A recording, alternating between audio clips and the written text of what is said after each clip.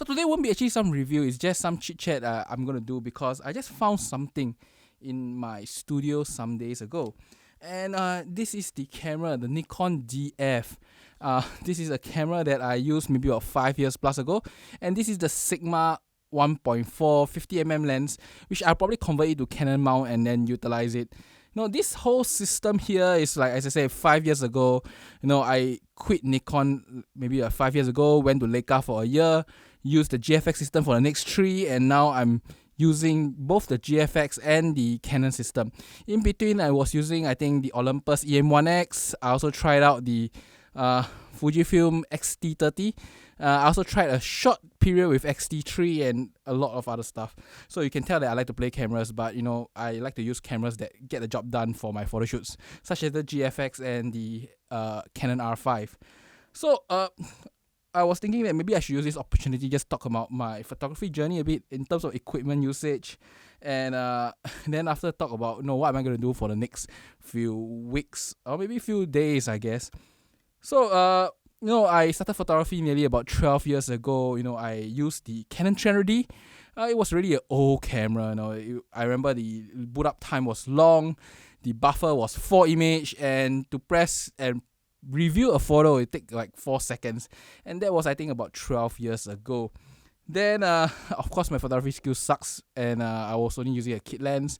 I'm a very techie guy since then. I like to do stuff. I like to play software, code stuff, play games, take photos. Really, this is my interest of the time. So photography is one of my longest interests, lasting me over 12 years. And 300D became the 40D. I remember 40D is something my parents gave me about 12 years back. And then the 40D became the 5D too. And during that time, I actually played with some interesting lenses like the 70-40 f4 without the IS. Then I also tried the 70-200 f2.8 without the IS. It was a time where IS was expensive and I didn't have money, Then, of course, I went into start using primes, and then I started off with the 51.8, which I felt was a bit hazy, the version 1. Then, I went to Sigma EX lens, and Sigma EXs were nice. It's just that the autofocus was all over the place, and with the 5D Mark II, it was terrible. It was really bad. The only way to use the Sigma lenses during that time was to use live view. 5D Mark II had live view. It's the first video camera, by the way, for DSLR. That is, I would say not the first, but more like the first usable one. And I use live view, and I have to manual focus my way through with the 51.4 EX. I think that is the lens at that time. After that, things went ahead, and I started buying some L lenses. I remember what's the L lens that I purchased? Not the 51.2. I didn't have money for that. I think the 24 1.4. I really love the 24 1.4 Mark II, and that was a super old lens, and that is like nearly 8 years ago.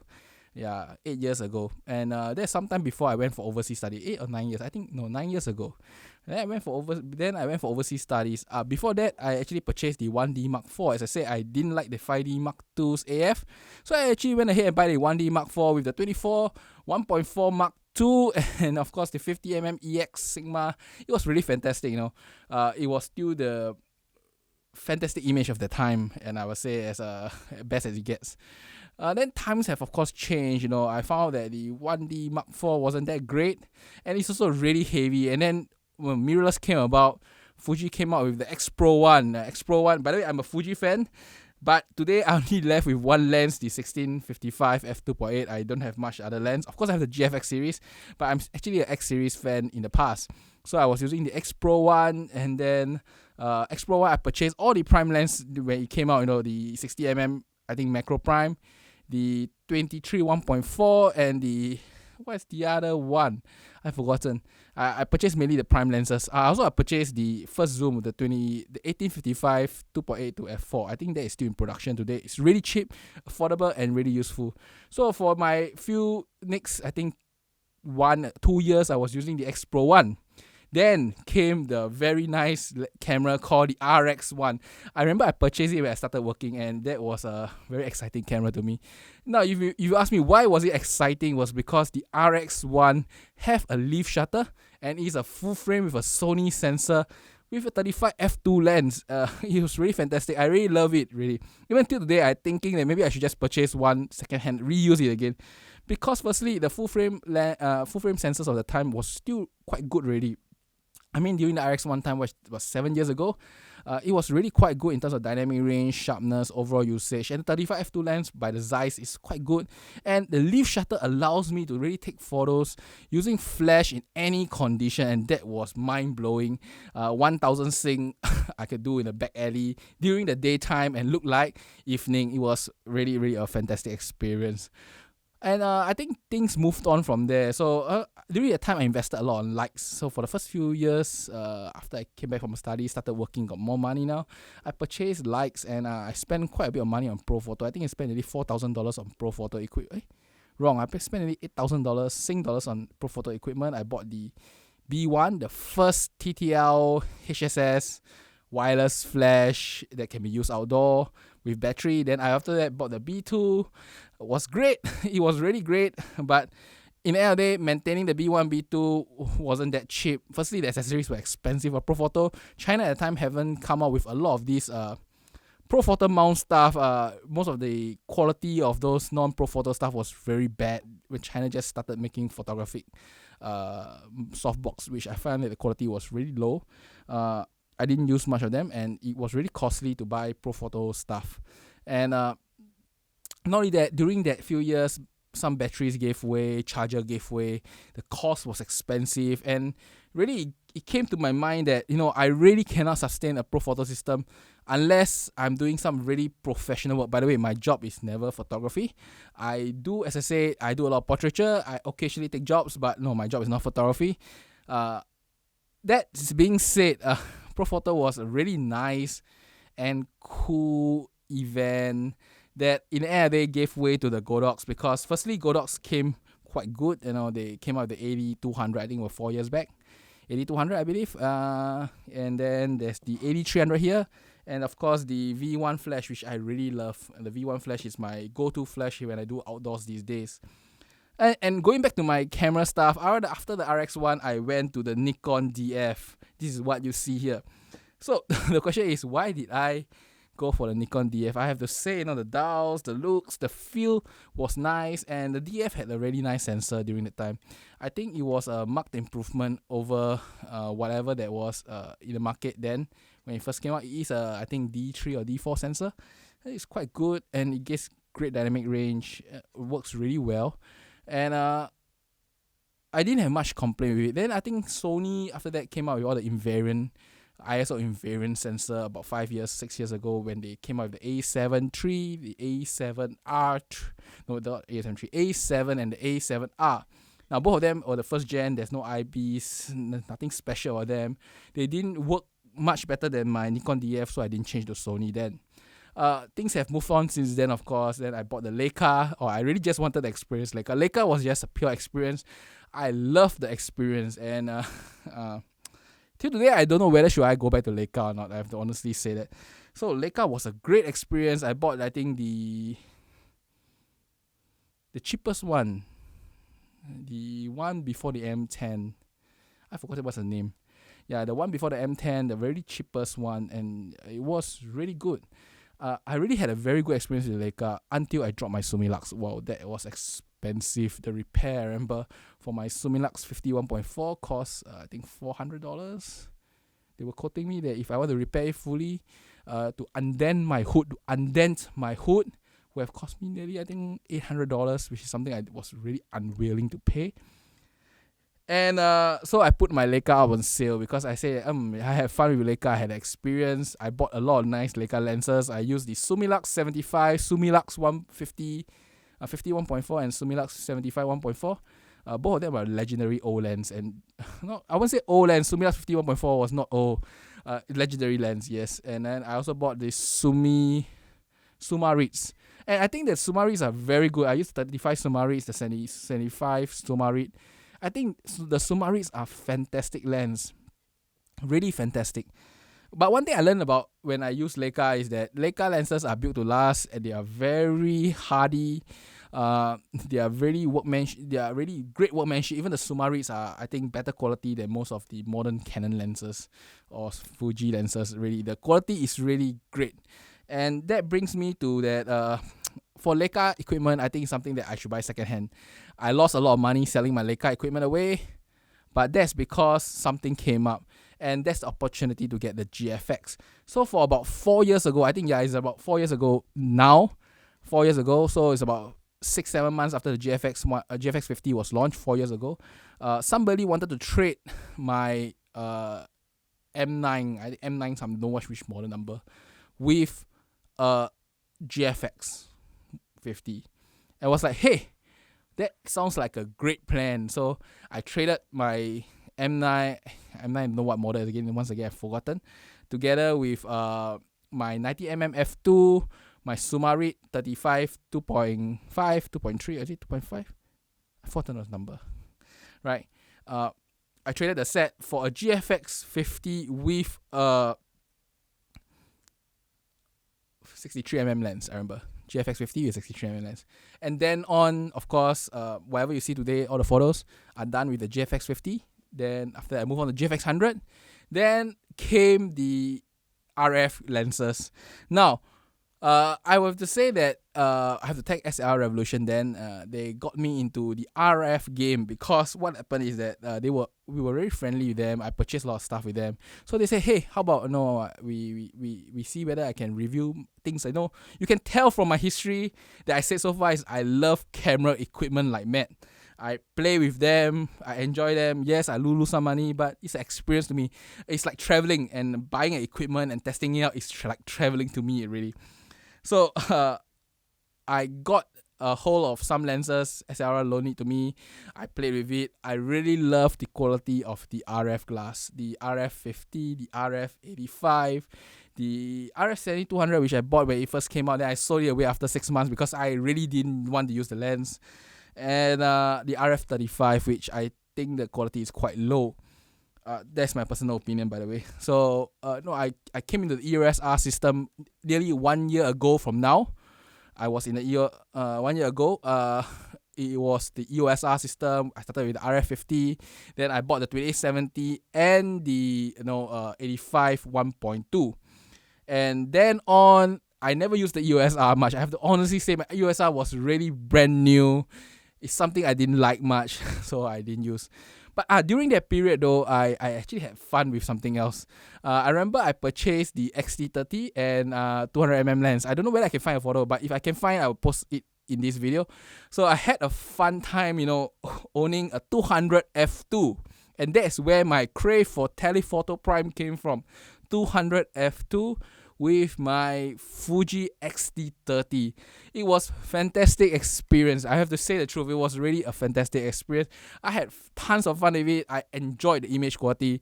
And as a result, I purchased all the relevant GF lenses, the GF 250mm. If I didn't try the 200 f2, I wouldn't have bought the GF 250 probably, I think. And then when I move on to the R5, you can see I bought the 200mm f2 and I even bought this 120-300 2.8 Sigma just to try out, because I really, really love the telephoto compression, bokeh, and that really pop look that you get out of using such lenses on a full frame camera, or maybe beyond full frame camera like the GFX. But yeah, that's pretty much my equipment journey, or should I say my photography equipment journey. As much of a photographer I am, I'm also a equipment junkie, and I really love what I played so far. So much for me talking about what I played so far. I will talk about what I'm going to play in the future, or what should I review in the future, right? In terms of review in the future, there are some things I want to review, and I think that it's a good time for me to review because I'm doing a lot of these night shoots and evening shoots and what's not. And firstly, I'll talk about the Godox Flash. I always cover them in my short equipment overview of what I use, and I really love the Godox Flash today. The current modern ones in the last 2 years was fantastic. The V1 that came out with all the magnetic attachments, I really want to do a review with that because I think this is the flash that everybody could purchase, and it's a flash that I feel works the best. Now, you may be looking at this V1 and say, hey, it's just a speed light, right? But the round light does give a much more even illumination. The magnetic filters give a much easy way to put filters, put color gels, put modifiers on it. It's really a lot easier to use in the field compared to a normal speed light, especially the illumination.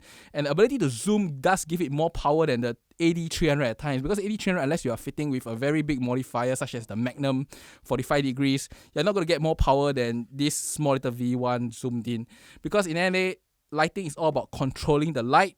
the direction and not splashing it all around. And when you start controlling the light, this V1 performs very well. While traditional lightings like this AD300, which goes through softbox, you'll probably use grids and stuff that results in loss of light. Grids and snoots, yes, they control the light, but they lose a lot of light in the process. While focusing the light using such a speedlight way of moving the mirrors inside the lighting head does make it more efficient overall. And of course, I want to talk about the AD300, which I felt was a very good investment. As I said, I stopped Pro Photo because Pro Photo was expensive to maintain on the long run. Things do spoil. This is electronics. One battery costs $300, $400. I remember one speed ring costs $130. Really, it's hard to justify for me on the long run. While this Godox Little Flash, it costs $500 plus. That is like, I think, what I'd say, one third the price of the Godox, the Pro Photo equivalent of the B10. And it does really well, uses 8200 batteries, right? So I have tons of them also. I have like 3 of them. And it lasts in the field really well. The LED lights was really strong, nice CRI, very bright flashes, and I'm going to review this thing definitely. And the best part is that if you know how to utilize it, you can choose between very portable by bringing the adapter mount behind, and then maybe the small little Godox modifier, AD modifiers. Or if not, you want to take the big modifiers, which is the one that we use with the Bowen's mount and use the Bowen's mount adapter on it. So there's many ways to AD300 do it, and I think the AD300 is a fantastic piece of light that doesn't cost too much. It still costs twice the price of a V1, but for it's 300 watt power, and if you know how to control it, use in softbox, it does perform very well. Now, there is of course this lens that I promised to review, the 120-300mm. I will definitely review this lens, but I'm putting it on hold because I find that there's too many weird optical flaws that I cannot figure. I just configured this lens recently, so I'm not sure how it works out. And then there's loose barrel and what's not. There's a lot of issues with it, partially because it's second hand, and I'm not sure really is it the copies problem or is it on general this lens problem. So I have something to investigate in the future. I can say that my initial thoughts of this lens is that it's not really worth to get it, at least not on the R5, because the focus is very finicky and it does not perform the way I thought it is. If the focus was not finicky, actually I think it's very usable. It's not very, very sharp, but I would say it's usable as long as the focus was not finicky.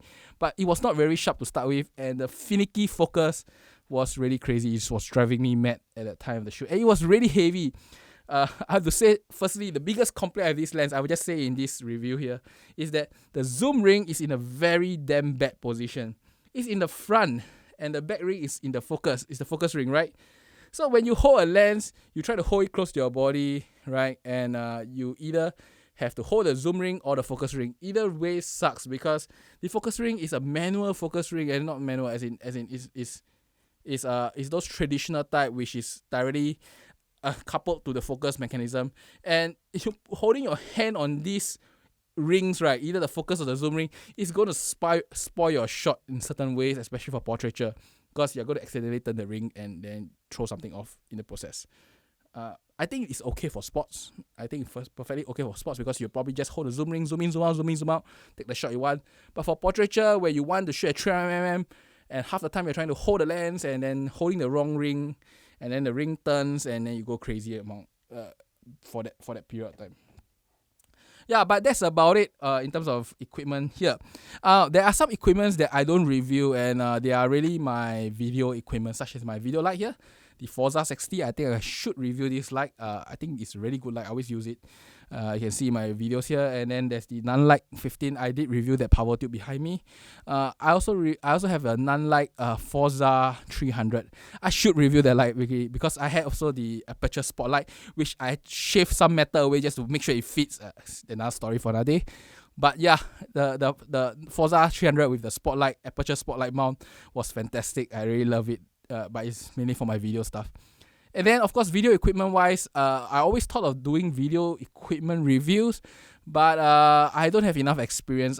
My only experience is making YouTube videos and maybe occasionally making some product videos, as you can see in my site, or doing some dance videos, some I don't know, cover videos for my friends. So it was really always, as I said, play. in this simple way. So I really never invested too much time understanding, or should say, I invest time understanding video cameras and video equipment, but I don't spend enough time to really judge whether my video is good or not, and therefore I think I'm a bad reviewer because I will not have the intrinsic knowledge of video making, and therefore making reviews of video equipment really useful for video makers out there. I don't think making YouTube qualifies me as a video maker in many ways. Yep, I did buy a lot of crazy video stuff. As I said, I'm a techie to the end.